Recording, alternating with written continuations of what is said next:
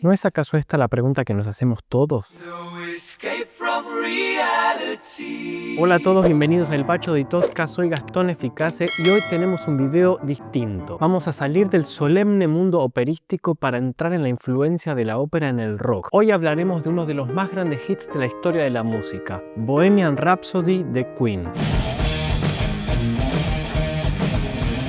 ¿Qué decir que no se haya dicho de esta emblematiquísima canción? Ríos de tinta se han derramado analizándola, buscándole una interpretación, y aún así su significado sigue siendo un misterio. Su popularidad es indiscutible, probablemente la canción más extraordinaria de toda la historia. Aparte, imagínense en que en la época que salió no había ni Spotify ni YouTube. Escuchabas la canción en la radio y hasta que no salía el disco te la tenías que aguantar. Forma parte del álbum A Night at the Opera, Una noche en la ópera, por si quedaba alguna duda de la influencia operística. Que por cierto, A Night at the Opera es una película de los hermanos Marx, una comedia relacionada con el negocio de la ópera. Y que el rock se relacione con la ópera es lo primero que llama la atención, porque si hay algo diametralmente opuesto a la ópera es el rock. El rock representaba en aquel entonces el espíritu rebelde, el rechazo al elitismo, al esnobismo, al clasismo, todas cosas maravillosas asociadas con la ópera. De repente aparece Bohemian Rhapsody, que no solo forma parte de un álbum que se llama Una noche en la ópera, sino que también tiene una canción que adentro contiene una sección operística,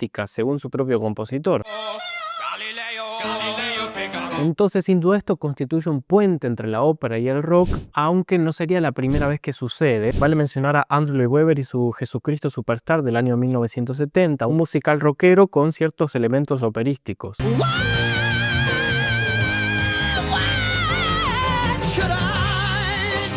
Y esto llega hasta hoy en día en canciones como Berghain de Rosalía, en la que pretende imitar un poco el estilo de canto operístico, aunque no es específicamente rock.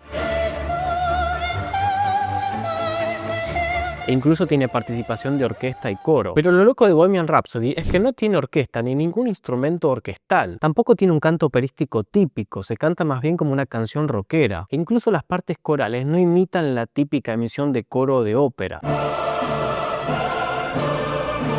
En todo caso, como que se burlan, pero eso ya lo veremos en breve. Entonces la gran pregunta es, ¿qué es lo que la hace operística? ¿Será que se comporta más como una escena dramática más que como una canción tradicional? Empecemos por lo más básico. ¿Qué es una rapsodia? Viene de la antigua Grecia y significa canción ensamblada. En su origen consistía en recitar episodios de un poema épico como la Odisea. Posteriormente, y sobre todo durante el siglo XIX y XX, pasó a ser una pieza musical de forma libre que presentaba temas contrastantes y a menudo folclóricos. Tiene un aire de improvisación, de sorpresa constante. Tenemos las rapsodias húngaras de Liszt, la rapsodia española de Ravel e incluso Rhapsody in Blue de Gershwin con influencia del jazz, para los que les guste el jazz. Sin embargo, la interpretación que voy a proponer hoy va un poco en contra del concepto de rapsodia, así que no me peguen. Percibo en Bohemian Rhapsody un cierto nivel de organización interna que coincide con la estructura de escena operística típica conocida como la solita forma. Hay como un devenir dramático, reminiscencias de motivos, contrastes entre secciones. Vean y juzguen por ustedes mismos. A mi favor juega un detalle importante. No existe una interpretación oficial de la canción, ya que Freddie Mercury nunca aclaró su significado. Hay quienes dicen que tiene una conexión con el Fausto de Goethe porque como que el protagonista vende su alma al diablo, en fin. I know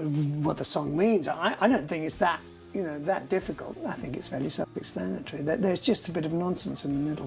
Pero vayamos a lo esencial. ¿Qué es exactamente la solita forma? Significa forma usual y se refiere a una estructura típica de la ópera italiana del siglo XIX basada en la alternancia entre momentos de acción escénica y momentos estáticos de reflexión. Tiene una estructura de 4 partes. El tempo d'attacco, en donde se plantea la escena, suele venir con un coro de introducción. El adagio o cavatina, en donde hay un detenimiento de la escena, o sea, un momento de reflexión, donde se canta un aria de tempo lento. Puede ser un dúo también. Luego viene el tempo di mezzo, donde se produce un giro en la trama. Algo pasa que descoloca al personaje. Y por último, una especie de reflexión o llamado a la acción que se conoce como la cabaletta. Esta es la forma más básica. Si quieren profundizar más en el tema de la solita forma con ejemplos concretos de óperas, hice un video al respecto y lo pueden encontrar acá. Freddie Mercury solía referirse a la sección central de la canción como la sección operística, pero la realidad es que toda la canción puede leerse como una escena operística completa. Las diferentes secciones se van a ir distinguiendo por los cambios de tempo, cambios de textura o el texto claramente. Ahora sí, vamos a Bohemian Rhapsody. La canción comienza con un coro equivalente al coro de introducción en una ópera.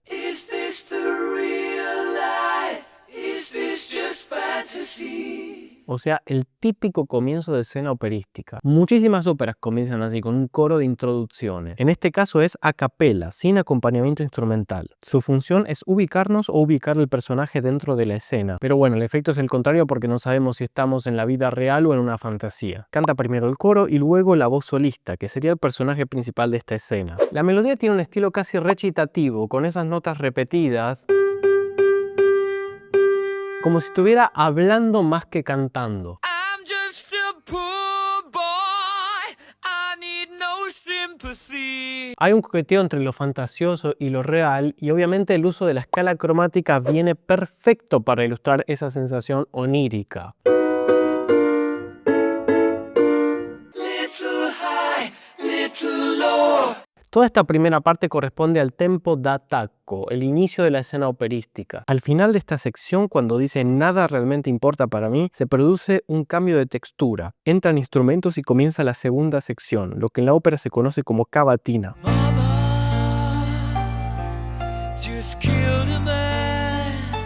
En este caso es una balada, el primer solo del cantante, en tempo lento, lírico, o sea con una melodía reconocible y cantable. Suele tener un acompañamiento tranqui como acá para que se luzca la voz.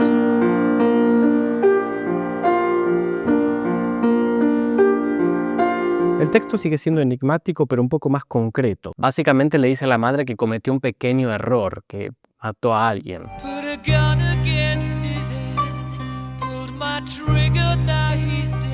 Algunos interpretan que puede estar hablando del mismo, otros sugieren que es una metáfora de salir del closet. Hay tantas interpretaciones de esta canción que cuesta quedarse con una sola. En definitiva, lo que queda claro es que el personaje debe enfrentarse a las consecuencias de sus actos.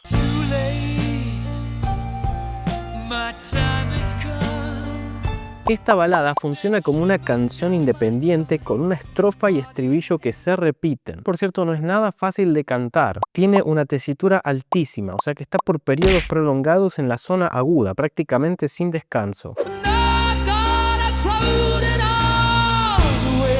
Cualquier ser humano normal se rompe la garganta intentando esto. Solo voces muy particulares se aguantan esta tesitura con el estilo rockero.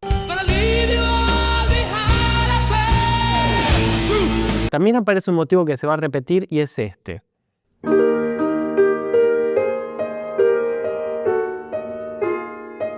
Que podría representar una especie de resignación. A mí me da esa sensación, o sea, la línea cromática desciende, combinada con una nota, el mi bemol, que se sostiene, como que permanece firme, pero resignado o aceptando algo. La frase "Any way the wind blows" refuerza esta idea.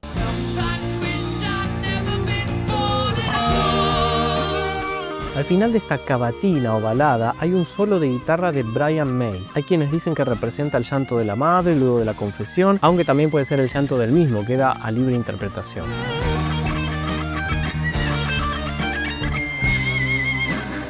Luego de ese solo de guitarra, el bajo hace un descenso cromático a la nueva tonalidad. Pasamos de mi bemol a la, es decir, un tritono. Ese gesto puede interpretarse como una especie de descenso a los infiernos.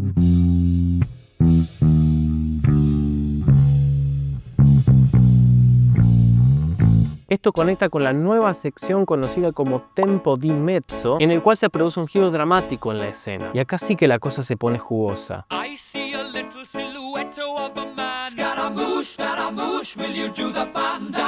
Esta es la sección que Freddy se refería como la sección operística. Como dijimos, es un descenso al inframundo, un tópico fundamental e inaugural en la historia de la ópera. Pensemos en el Orfeo de Monteverdi, en Don Giovanni de Mozart, incluso Wagner tiene un descenso al inframundo en El Oro del Rin. En todo este tempo di mezzo se ve como una lucha, un momento claramente dinámico, pues no sabemos cuál será el devenir de nuestro protagonista. Es como un juicio en el que aparecen varios personajes representados por las voces del coro. En el videoclip se distingue al protagonista solo, al coro maligno y al coro de ángeles. El coro de ángeles y demonios tiene una lucha retórica entre ellos. Bismillah, no, we will not let you go. Let him go. Bismillah, we will not let you go. Let him go. Reaparecen el cromatismo y el motivo de resignación, pero más rápido, casi burlón. como si se estuviera haciendo el pobrecito. But I'm just a poor boy, nobody loves me. El estilo vocal remite nuevamente al recitativo, notas repetidas y texto silábico rápido.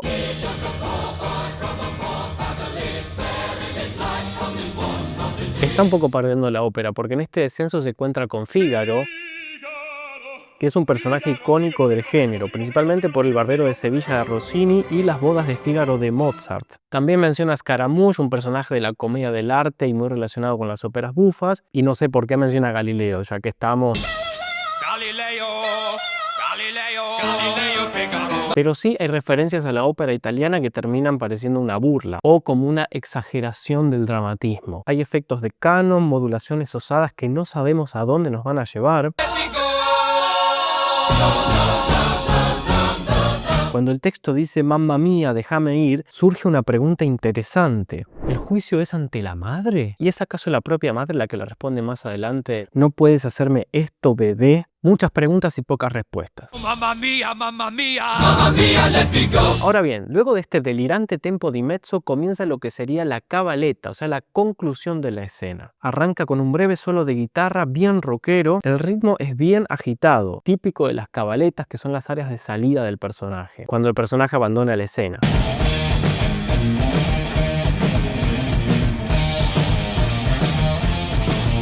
Y luego entra la voz del protagonista en un registro extremo y virtuoso, por si lo anterior les parecía poco. Acá el texto dice, ¿crees que podés apedrearme y escupirme en el ojo? ¿Crees que podés amarme y dejarme morir? No podés hacerme esto, bebé. Tengo que salir de acá ya mismo. Esto abre nuevas interpretaciones. ¿Quién está hablando acá? ¿Es la voz del diablo que le está reclamando que no puede escapar del pacto? ¿O es el propio protagonista intentando huir? No lo sabemos. Lo cierto es que aquí la escena de alguna manera empieza a resolverse. Hay una lucha final, una batalla entre ángeles, con el yeah, que empuja la tensión hacia su desenlace.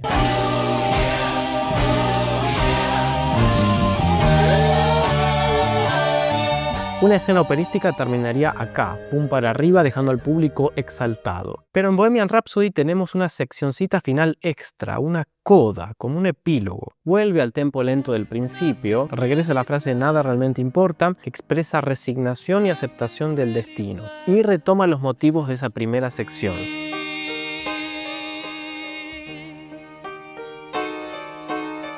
Esto le da un carácter circular a la obra, el círculo, símbolo de lo perfecto. Pareciera haber incluso una intervención divina. El alma del protagonista es salvada. Reaparece el motivo de la resignación, pero ahora un tono más arriba, en fa mayor. Y el Anyway the Wind Blows, a donde sopla el viento, es para mí la imagen más clara de una vida errante y bohemia. La cuestión es que ahí termina, dejándonos la moraleja de que a él no le importa nada y que irá a donde lo lleve el viento. Fin.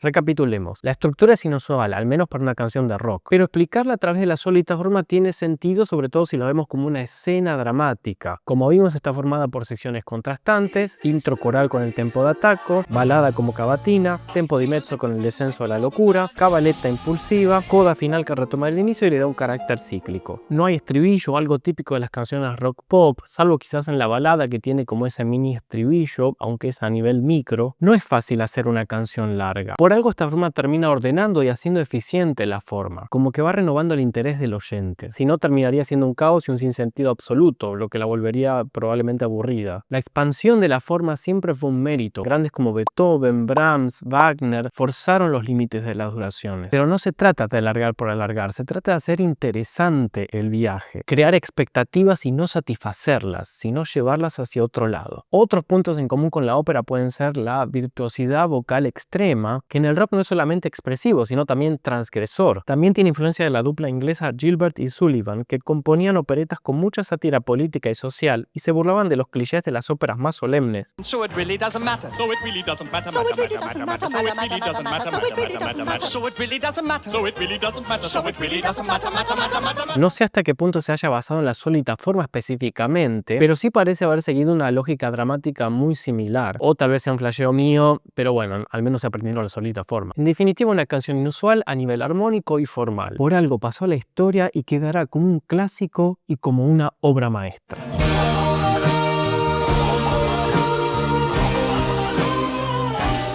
Pero bueno, ahora les toca a ustedes. ¿De qué creen que trata esta canción? ¿Le ven una relación con la ópera? ¿Encuentran otras conexiones? Por favor, abramos el debate en comentarios. Bueno, esto ha sido todo por hoy. No olviden suscribirse, dar like y sobre todo compartir. Así llevamos el conocimiento operístico a todo el mundo. Muchísimas gracias a los Patreons por apoyar el canal. Y si alguien más quiere sumarse como Patreon para apoyar el canal y que suba más videos de análisis de ópera y de canciones, ¿por qué no? En la descripción les dejo el link. Y recuerden, no hay manera de escapar de la realidad. Adiós.